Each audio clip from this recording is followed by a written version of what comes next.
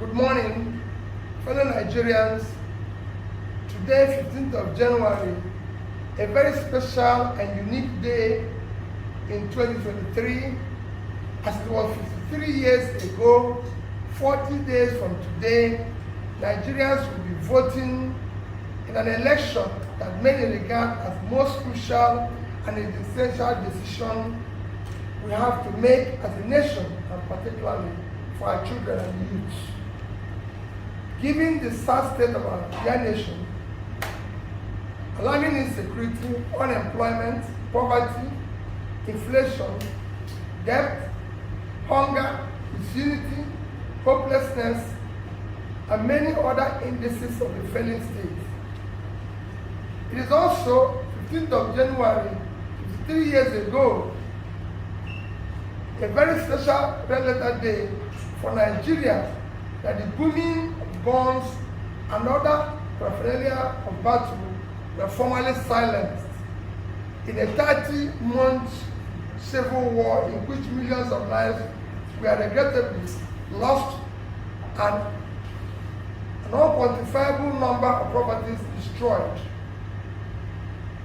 As you may recall, Colonel Olusegun Obasanjo, as he then was, led the Biafran delegation to Jarakowa to declare that the war is over and that the military colleagues from Biafra have come for redeployment.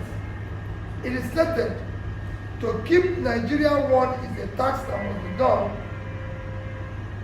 and no victor, no vanquish.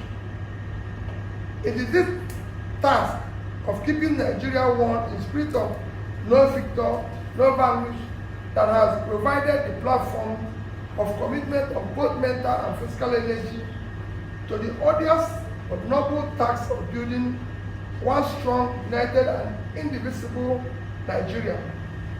As such, the overriding task we should be committed to, as stated above, is securing and uniting Nigeria for sustainable and inclusive development, particularly for our children and youth.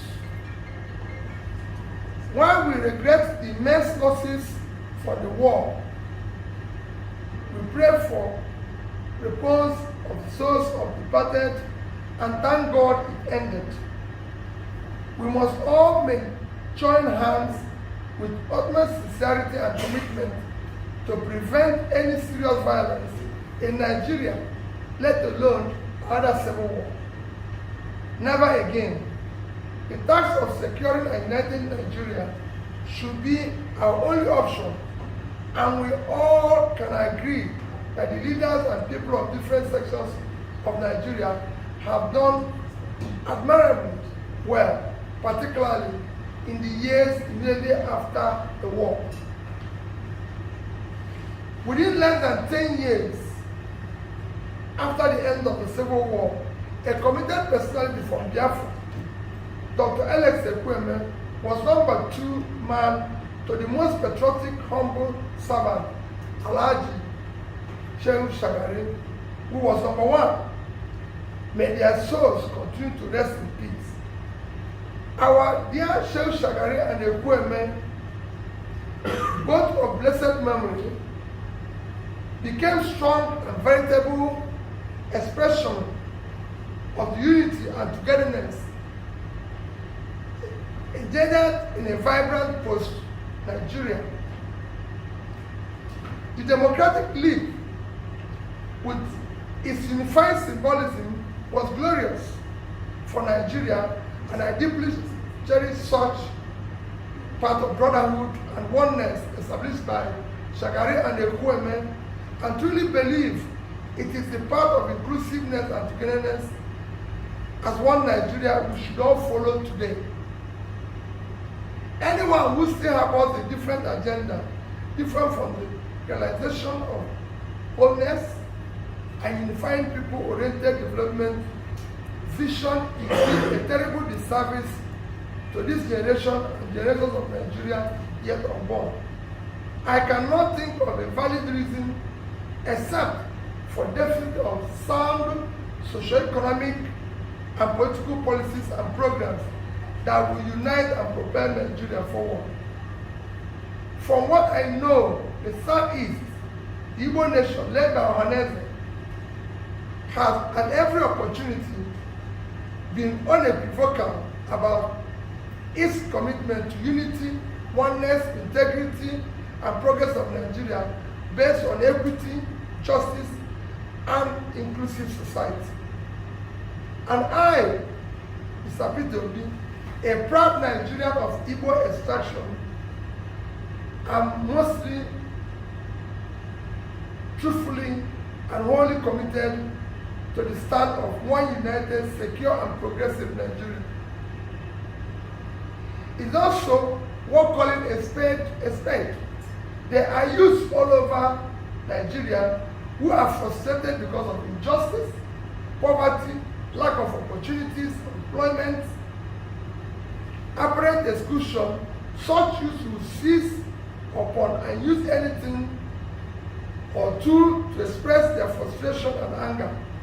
I believe some of those who are agitating are doing so partly due to failures of creating an inclusive and progressive Nigeria. A working Nigeria with equity, justice, and fairness will also definitely and effectively checkmate such extreme groups as Boko Haram and ISWAP. I personally believe that the best strategy for dealing with the situation manifesting in guise of unclear nationalism, bigoted patriotism, and religious bigotry is carrot and stick approach. Nation building and order society are now imperative. We must win those that can be won through creation of society where equity and justice will prevail, a society where basic freedom, necessities of life such as health, job, skills, empowerment are provided. There must be a national program for those who will accept carrot approach. For those unwilling to use the carrot approach, the stick option will feel it justified and applied. We must put order in our society, and where necessary, justice will be tampered with mercy. I believe that various agitation groups will stop the agitation when they see patriotic leadership imbued with fairness, equity, justice, and determination for a very inclusive and progressive society. Every rational human being can change when he sees good reason to do so.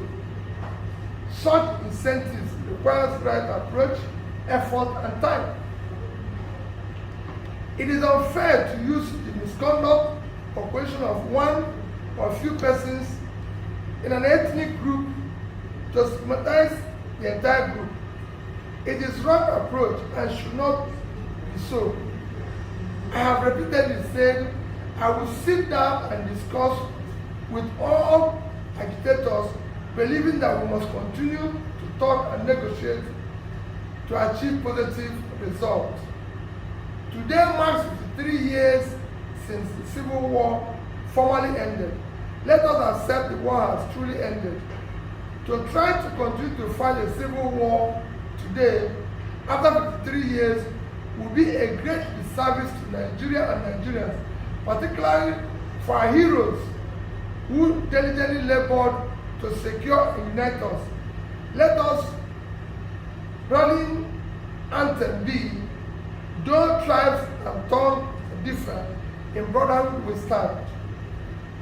On this day, 15th of January 2023, I most sincerely pledge and commit that I'll spend the rest of my life making sure that the civil war and circumstances that led to it do not reoccur, and to ensure that we build an all-inclusive, progressive society where no individual group will feel estranged, marginalized, excluded, and remain resolute to a new Nigeria that we all will be proud of and patriotically committed to the is possible and is a task we must all achieve.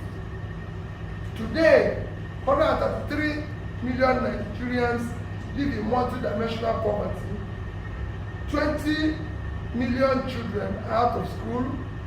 We have near 40% unemployment, with about 60% youth unemployment. Our youth today in their productive age don't know where the next meal will come from. Our drug prevalence among our youth is the highest in the world. We have overtaken India in infant mortality. That's why they found that 7 times our population. We are globally treated as second-class citizens, with Nigerians being refused entry into countries we were far better than a few years ago. These are things that should concern us today.